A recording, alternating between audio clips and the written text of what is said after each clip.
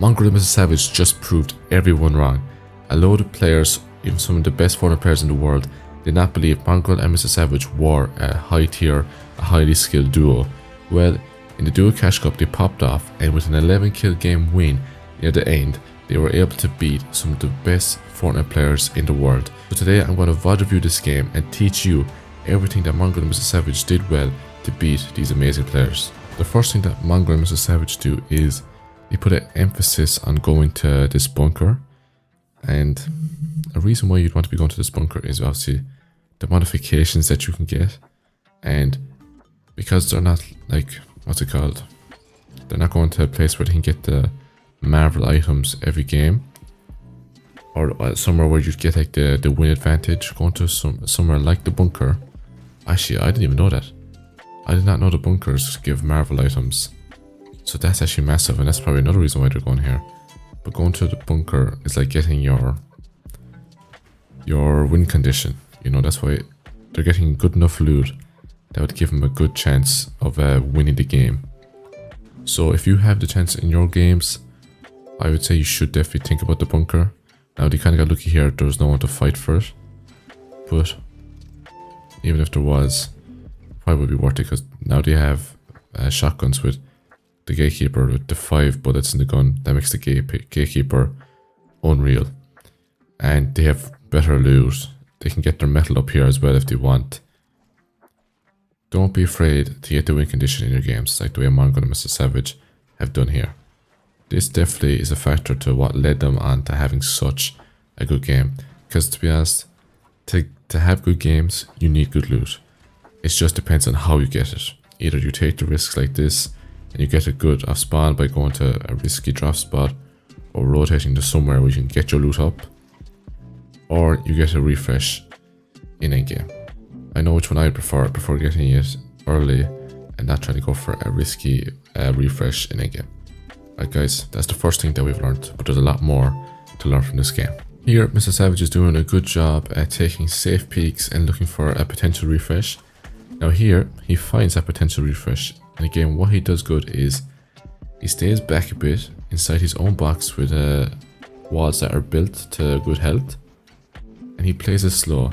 He doesn't just risky jump in, he builds off the pieces, makes himself protected, and even when he does make that those builds, he doesn't go too deep. So let's say if he's left side, those walls they get sprayed, he's so back that he's so back in the box that he could just run back into the builds that are already fully built. The ones on his left are a little bit weak.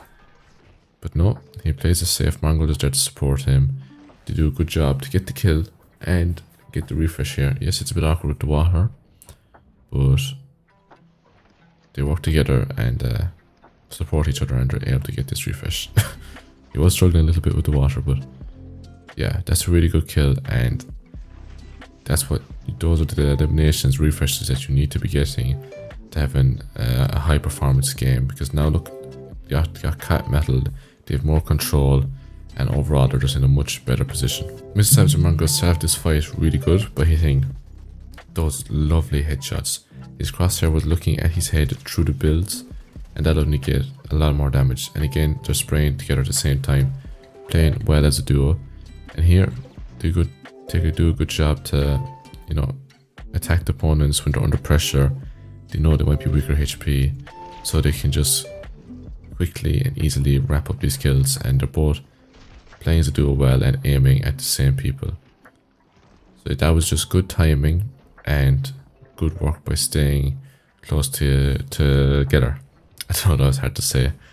But a mistake that he could have made there, that you want to be careful you don't make with your duo, is when you see a weak player or a player under pressure, getting too excited and just like jumping in the box or staying as a solo. What he did well there is, again, they safely tarped over. They took it as from a nice angle. They both were looking at the same time the edit was made, and they didn't jump into the box. Jumping into the box always creates way more RNG. Sometimes you have to just go for it, but most times you should try and play the distance and not jump in. Because there's no, well, the mobility this season has been taken out the game. The hover jets, the only type of thing that gives you mobility is Flowberry Fizz, or as you can see right now that's on them, the dashes.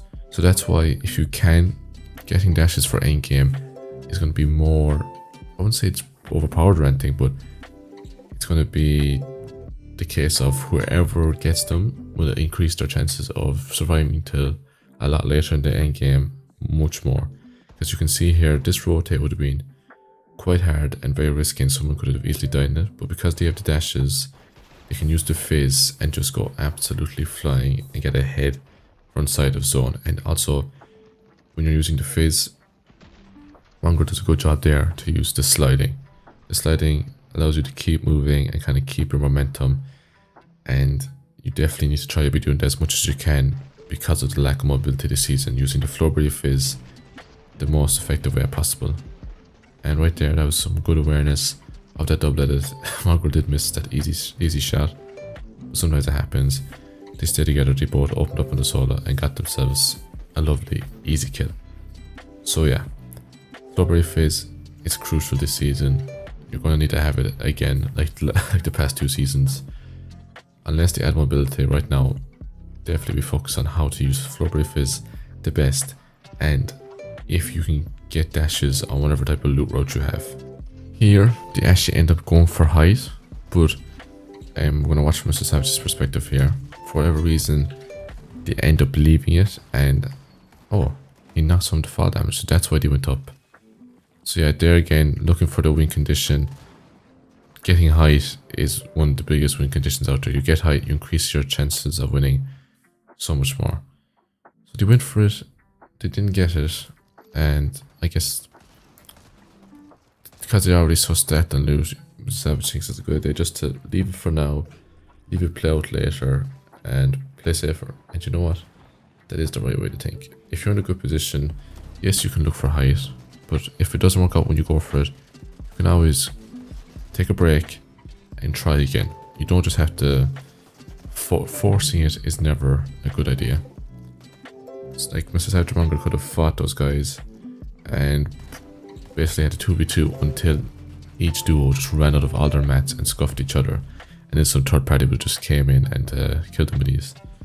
So again, they took their time and now they're trying to get it again. Doing a good job using the Flurry Fizz to gain elevation quicker and easier. That was good connect by Mongraal. Oh yeah, and there you go. It looks like they mostly forced the duo off. They're now playing Storm. And popping Flurry Fizz in case they get shot out, that they won't die to fall damage. Good awareness there from Mongraal. Alright, so yeah, so now that they have height, they're in a much better position to win this game. And that's why it's so important. Again, reloading, that's important too. Don't greed your ammo in endgame. If you have a chance to reload, reload. If you don't, you'll be surprised how many people die because they have bad reload management. Maybe I switch to Mr. Savage here. He's actually really weak. Let's go back and see that kill, because there could have been something to learn from that. I don't want to miss out on more knowledge to teach you. Let's see. Yeah, so again, did a great job went for height at a different time, and then were able to take it successfully. Here, just dropping down, simple. That was a 50-50, but Mr. Savage got the first shot off, so that's why he won. Okay, nice. Mongraal gets another kill. Popping the splashes. You don't want to save them at this point, especially when it's a 2v2. It's unlikely it'll go to a serious heal off. Oh, it's not even a 2v2. It's a 1v1. Mongraal, nice drop down, good aim, and overall, fantastic match from potentially one of the new best duos in the world. People underestimated them, didn't believe in them, and I believe Mongraal and Mr. Savage have just shown that they're not willing to back down. Unfortunately, they didn't qualify the globals, but I think they're going to stick around for a lot more, for a lot longer, and show us how good they can actually be.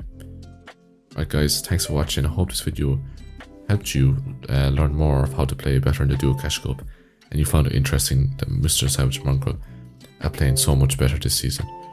And if you enjoyed the video, subscribe, and thanks for watching. Goodbye.